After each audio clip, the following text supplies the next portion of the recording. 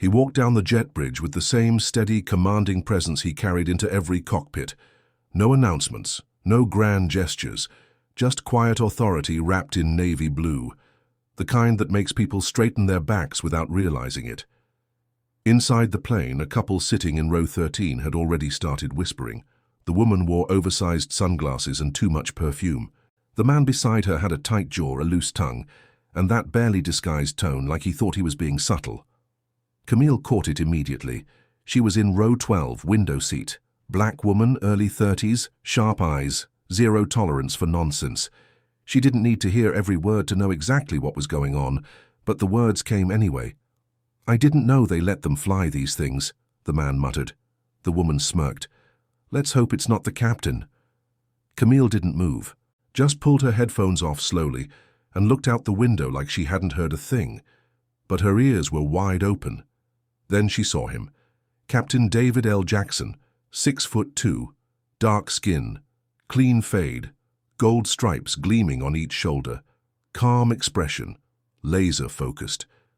As he passed through the cabin, nodding at a flight attendant, Camille noticed the couple go stiff. He didn't acknowledge them. He didn't have to. The man shifted in his seat. "This is ridiculous," he mumbled. "I don't care what his resume says. This is why planes crash." Camille's pulse ticked up, but someone else beat her to it.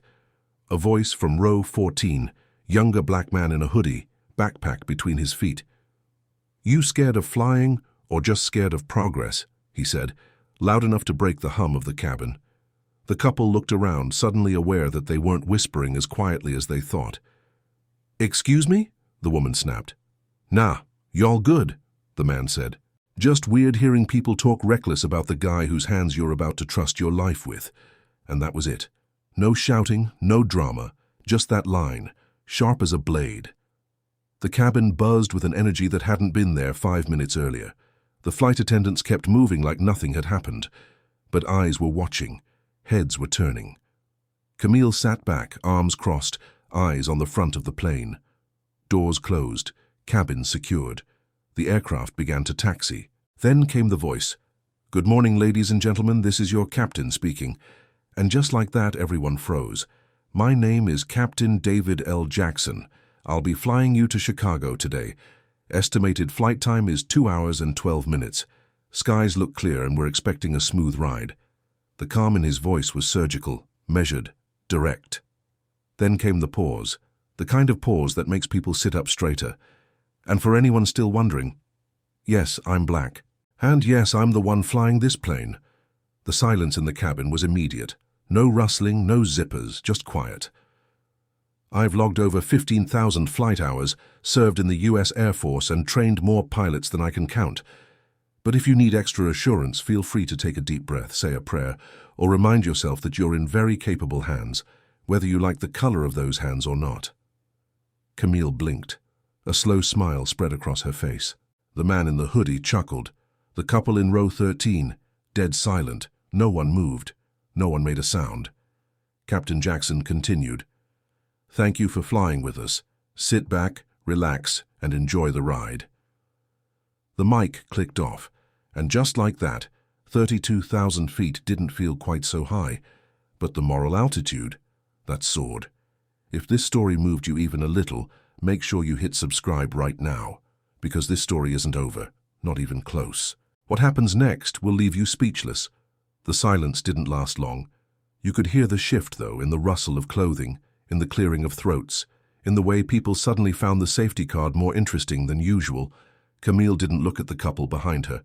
She didn't have to. She could feel their discomfort radiating forward like heat from a dying fire. But this wasn't about them anymore. It was about the voice that had just echoed through the cabin. A voice so calm, so composed, it didn't ask for respect, it commanded it. As the plane leveled out above the clouds, the flight attendants started their rounds. Cartwheels clattered softly over the floor as drink orders were taken. When the attendant reached row 13, her face didn't break from protocol, but her words landed with purpose. "Would you like something to drink?" she asked. The woman cleared her throat. "Wine." The man followed with a clipped, "Same." The attendant poured. Then she said, still in that smooth, neutral tone, "Just so you know, any cabin disturbances, including racially charged behavior, are documented in the flight report. The captain takes those very seriously." And then she smiled, politely, professionally, ruthlessly. Neither of them replied. They took their cups with shaking fingers and faced forward. Camille didn't react outwardly, but inside, she was glowing. This wasn't some viral gotcha moment. It was deeper than that. This was what it looked like when someone stood so firmly in their excellence that it made ignorance shrink in its seat. She reached for her coffee, took a sip, and finally glanced at the man behind her, the one in the hoodie.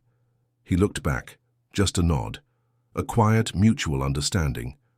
The turbulence kicked in about 30 minutes later. Nothing major, just enough to rattle a few ice cubes and trigger some nervous glances.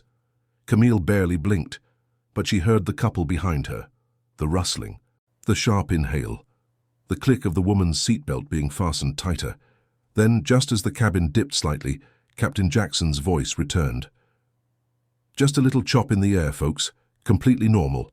We're adjusting altitude to find a smoother path." Another pause.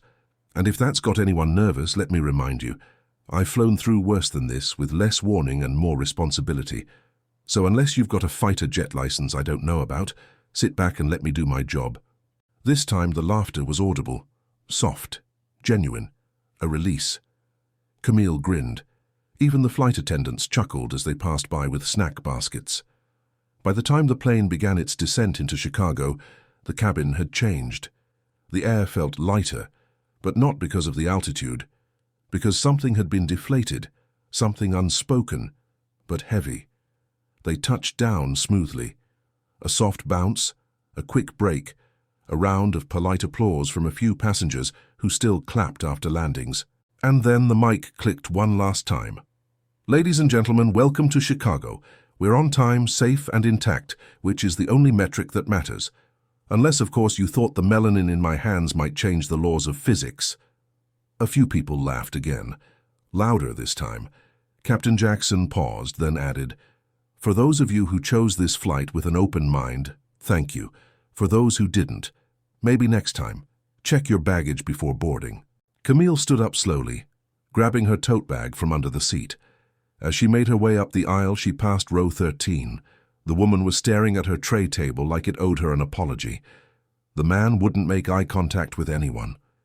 Camille didn't say a word. She didn't need to. At the front of the plane, just outside the cockpit, stood Captain Jackson. Tall, still, unshaken. She stepped off the jet bridge and into the terminal, the cool blast of airport air hitting her face like a reset. She didn't turn back, because the only people who need to look back are the ones who refused to see what was right in front of them.